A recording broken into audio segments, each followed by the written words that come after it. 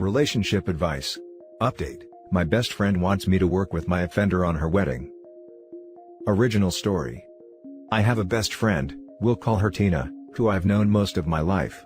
We have had a strong friendship from middle school all the way until we graduated from the same college. We have always been there for each other, and I tell her pretty much everything. Back in junior year of high school, a guy, we'll call him Rod, forced me at a house party. He never apologized for it, and it put me in a deep downward spiral to the point where I almost wanted to drop out in order to never see his face again. I told Tina about it, and she did everything she could to support me. Fast forward to early 2020, Tina and her boyfriend, Josh, announced that they were getting engaged, and Tina wanted me to be the maid of honor. I was beyond excited to do it. We've always talked about being each other's maids of honor. There was another detail though: Josh had a similar friendship history with his best man, and they thought it would be adorable if the maid of honor and best man worked together on everything, and were their own second package on the wedding day. I guess it was their way of making us feel a little more excited for weddings of our own. I found out that the best man was going to be Rod, and that he and Josh remained best friends after high school. I thought Rod was just in the friend group, but it turns out they were as close as could be. My heart sunk, and I simply didn't know how to respond. They expected us to work together and be together the whole wedding process, and that sounded like literal hell. I started thinking about whether Tina never told Josh, or that Josh heard and just didn't care. All I know is that I was having second thoughts about the wedding after that. I texted Tina about my concerns with Rod coming in the most polite way possible, and she sent me this in reply. I know about what happened with you guys back in the day, but Rod seems to be a great guy now. It would just really mean a lot if you can push that memory away for the duration of this. Please, just trust me. I didn't know how to respond to this, and luckily the wedding planning process has been at a halt since COVID. I haven't responded to her since that text, but now this has really been bugging me. Should I just say no? It would probably break her heart, but I just don't know if I can handle working with my offender. Help? Now for the top advice before reading the update. Say no. If she wants you to do this, she is not your friend, period. If my fiancé was friends with someone who forced my friend, I would be making an ultimatum that the friendship with the offender ends. Good Lord, no, do not feel bad about this. I am angry on your behalf. I don't knowingly associate with offenders, and I sure as heck wouldn't marry someone who knowingly does as well. Let alone my best friend's attacker. What the actual hell kind of people are these? 100%. You should say no. Her opinion of, he seems like a great guy now, and, just trust me, is so unbelievably inconsiderate and neglects the impact of what Rod has done to you. No friend should ever put you even in a position like this, and it is well within reason to politely say no and hold your ground. I feel so strongly I'm adding another this, plus an upvote. She is completely disrespecting you, and the trauma and pain you've been through. She doesn't give a crap about the trust you have placed in her.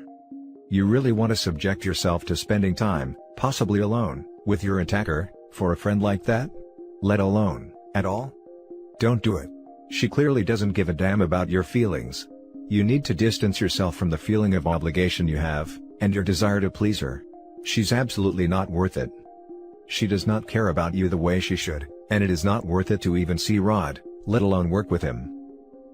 I would simply text her and say, no, this is not okay, he forced me. The situation she's putting you in is totally messed up. And now for the update. First of all, thank you so much for the support on my first post. I did not expect it to gain that much attention. I guess a lot happened since then? I don't know if it's even been a week yet. But this is going to change my life, perhaps for the better.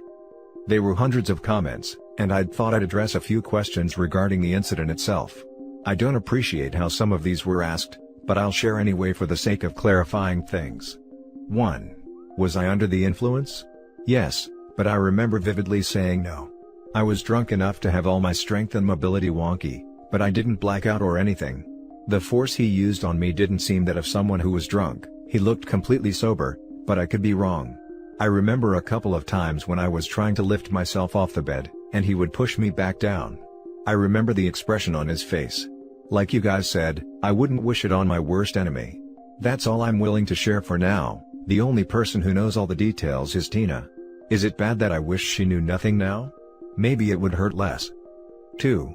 Why didn't I report it? Because I saw how that turned out for other girls I knew.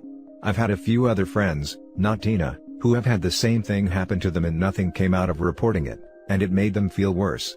Just the few comments calling me a liar stung, so I can't imagine how I would have felt back as my unstable teen self.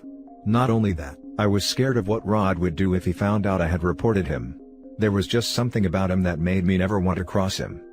Reading all your comments, it seems pretty clear that how Tina was treating me was extremely inconsiderate, and I should find a new friend. Although it was a huge slap in the face, I came to my senses, and believed that I couldn't be around someone who would do that to me. Some of you said to expose them during vows, but that's just not the kind of person I am, and it might not turn out well. A few of you gave me example texts I could send, which I am extremely thankful for, but I decided to send this. I've had time to think about it, and I just can't be your maid of honor anymore. It's so hurtful that you were telling me to pack up my trauma for who knows how long, until your wedding day. I just can't do it. I don't think I will come at all knowing that he's going to be there. I'm sorry. It's pretty weak, but it's probably the meanest text I've ever sent. An hour later, I get a call from Josh. He asked me what was going on with me and Tina, and that she was extremely upset. A part of me snapped and I said, I don't know, what's going on with you making someone who forced me, best man? I don't usually blurt things out like that. He was confused and I repeated myself. He was silent for a few seconds and then asked if he could come over. I was a little wary of the idea, but I said sure. I know, we should be social distancing, but this really needed to be discussed. He comes to my apartment 40 minutes later without Tina. I have never hung out with Josh one-on-one before, it was always with Tina. Josh always had a really cute and sweet personality, and I've always approved of him when it came to dating her. He was really only a friendly acquaintance to me though. We sat down and spoke for over an hour. Tina had told Josh that the reason I wasn't coming to the wedding was that I didn't want to work with Rod. Because I had a crush on him. And thought she was forcing the relationship too much. So basically, she said we had a petty girl fight. My jaw hit the floor and I was fuming. She had obviously never told Josh what Rod did to me. I shared that Rod had forced me back in high school, and that Tina knew about it. I asked if he knew too. He said he didn't, but at one point, Rod did mention that a few crazy witches implicated him of our senior year. This obviously didn't include me, since I only told Tina and a few family members. Josh believed him at the time, but I guess after hearing me say it, it's starting to dawn on him that his friend was a liar. Here's something that I didn't expect. Josh shared with me that he was forced when he was a kid by an older brother of a friend he had. He said that if he was forced to work with said brother on a wedding, he would absolutely refuse. He apologized heavily on behalf of Tina, but I won't forgive unless she says it herself. I know some of you may think Josh is lying, but I believe him. I could see it by Josh's face and body language that the realization really weighed down on him, and I felt bad. In a way, we were both going through a betrayal. I asked if he was okay to go home, and he said yes. He thanked me for telling him and left. I don't know if I'll stay in touch with him, but I was beyond furious with Tina at this point. I was expecting an angry text coming from her, and sure enough, I got it at like midnight. She went off saying that I'm going to end up destroying their marriage, how could I do that to her, etc. etc. I just pressed the block button and went to bed. Quickest decision ever made. I'm feeling a little down in the dumps right now, yet slightly relieved. I'm going to try to connect with other friends and try to move on from this. If I'm feeling brave enough, I might try to find these crazy witches, and see if we can make a case against Rod. Knowing that there are other victims makes me feel so guilty I want to scream. Sorry it's not too happy of an ending, but I think it might have been more unhappy if I decided to go along with it. Thank you Reddit. Now for some comments. This is a somewhat wonderful update. While disappointed to see your friend, Tina, failing at being a friend, it brings me great pleasure to see Josh is a great human being and you are no longer working with this scumbag named Rod. You just saved yourself a lot of headache and emotional pain, and probably saved Josh from a horrible person. Win-win really. Absolutely. Josh must also be wondering how his fiancée, knowing that he's been the victim too, could ever concoct such an awful plan to put her best friend in close personal contact with her offender. Josh dodged a huge bullet. Now he can clean house and lose Tina and Rod, who are obviously terrible people. I'm livid for you OP. F that noise. Tina showed her true colors and she never told Josh the truth. Josh sounds like a decent guy. You should stay in touch with him, especially since it sounds like in the reckoning with Josh and Tina, he's going to have to clean house, ending toxic friendships. There may be pressure on him to rug sweep, so hearing a voice of reason like yours may be a help.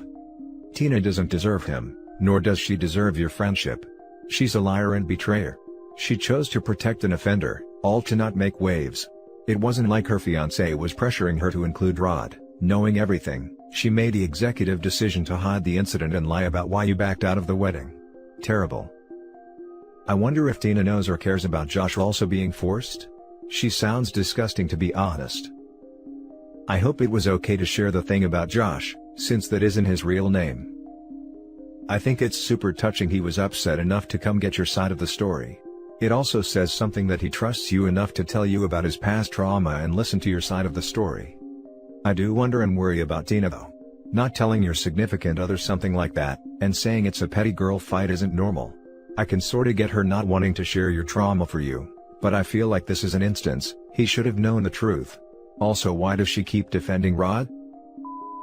Now for the last story. My stepsister is telling my whole family my boyfriend got her pregnant to make herself feel better. So, I met my 25 female boyfriend Tim, 26 male, 3.5 years ago. We hit it off, he was great and sweet and we get along perfectly.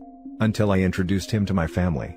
My mother had gotten remarried a few months earlier. I like my stepdad and we get along fine. My stepsister Sarah, who is 26 female, and I were friendly but not besties by any means. She is kind of an intense party girl, and being in our 20s, we only saw each other at family events. So, I introduced him to my family, at which point we learned that Sarah used to date Tim when they were 20. It was only a few months, and Tim said they broke up because she made out with another guy at a nightclub while drunk. Sarah got upset and started saying I had to break up with him because it was weird. She called Tim her sloppy seconds, and tried to get our parents to force us to break up. I said no. It had been years since they'd been together, and I didn't even know Sarah when she was dating Tim. I got pretty upset because my family jumped on the bandwagon of saying we should break up. For the past few years at any family gathering Sarah would mention how they used to date, and act like I stole her boyfriend and has been selling that narrative to my family and friends. It became obvious that she was jealous. But I liked Tim, so we just ignored it and kept dating. So now a few years later, Tim and I live together and we've been talking about marriage and stuff, and I recently had a conversation with my mom about how I thought Tim was going to propose, because he's not exactly subtle and we've talked about this for a while. At which point Sarah, who just moved back in with our parents, walked in. She started asking a bunch of invasive questions about our relationship and being weird. Sarah is 4 months pregnant, the father, she said, was some deadbeat guy she'd hooked up with who wants nothing to do with her, but she wants to keep the baby. I'd been making an effort taking her to appointments and offering to help babysit and trying to be excited for her. Until a week ago when my stepdad sent me a long text, saying how I could marry Tim because he is the real father of Sarah's baby. I was immediately very upset and confronted Tim, who was completely shocked and said Sarah was lying. He said there's no way and he didn't cheat on me, and he would gladly have a paternity test to prove that. Unsure, I asked Sarah for more details about when they slept together, which she says happened a few times. She was shaky, and went back and forth on details. The dates and times don't match up with what I can remember of what Tim and I have been doing. She also said she came to our house to see him, but since COVID, I've been working from home. So, I can't imagine how they'd manage that. I'm pretty sure now that she's lying to get us to break up, because she's still jealous. But now my family are involved and have been sending me hateful messages saying I need to break up with Tim and let him be with Sarah.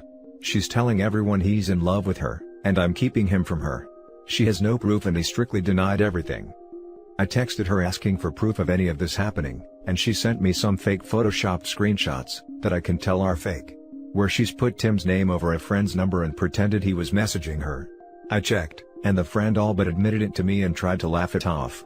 She badly photoshopped the timestamps. I actually don't know what to do now. I believe Tim and we are still together, but this has kind of thrown a wedge in everything. Sarah has poisoned my relationship with our parents and my family. I feel sick to my stomach, and Sarah is now saying she won't give me a paternity test. For now, I've cut everyone off except Tim, but I don't know what to do now. Now for the top comments. You can have Tim file a paternity action in court, based on the accusations. Then a court order would force Sarah into admitting that she is lying. Not you can have him, freaking make him. Especially if this is in the US. Parental fraud is a very real thing. And there are men across the country paying child support for children that are not theirs, because mom put his name on the birth certificate, or on requests for assistance. She could literally force him to pay for things for the next 18 years. There has been a challenge put forward. Force the court to order a damn DNA test now, before she wrangles 18 years of support out of both of you. Tell her paternity test or shut the F up. Tell the whole family that they are cut off if she doesn't have the paternity test. They are taking her side without proof. Look, I don't believe for 1 second he is the father.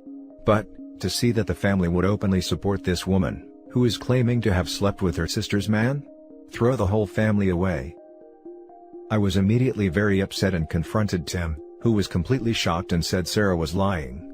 He said there's no way and he didn't cheat on me, and he would gladly have a paternity test to prove that. If he's willing to do that, there's no way he's the father. Sarah is now saying she won't give me a paternity test. Yeah, because it would expose her for the liar she is. Tell your family that Tim is perfectly willing to do a paternity test, and Sarah isn't. If your family believes her in light of that, they're too stupid to bother with, in my opinion. Also, if possible, have Tim talk to your family OP. She's saying that he loves her and you are stopping him from being with her. He can say something like, I just want to tell you all that what Sarah is saying is a lie.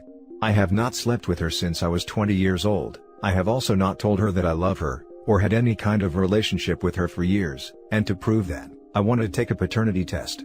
If she continues to lie about this subject and provide fake proof, such as the screenshots that have proven to be fake and wrong date on the calendar on when they supposedly met, I will pursue legal action against her.